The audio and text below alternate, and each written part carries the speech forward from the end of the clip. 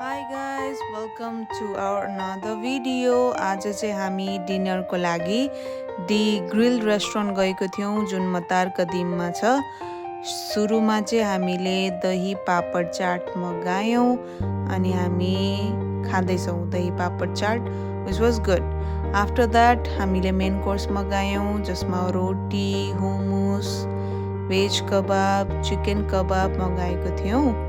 हामी चाहिँ यो बाहिरको चहल पहल हेर्दै अब हाम्रो मेन कोर्स स्टार्ट गर्न गइरहेको थियौं।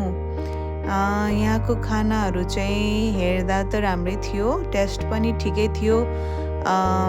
एकदम त्यो वाउ वाला जस्तो थिएन, नराम्रो पनि थिएन। Just we were enjoying our food, किनभने खाना जहिले पनि एन्जोय गर्दै खायो भने यसै पनि मिठो हुन्छ। सो हामी गफगाफ गर्दै हाम्रो खाना खाइरहेको थियौं।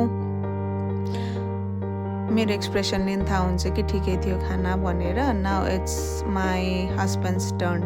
हेरौँ है त उहाँलाई कस्तो लाग्यो। रोटी, कबाब अनि साइड स्यालेड डिस लिएर चाहिँ खाँदै हुनुहुन्छ। Let's see.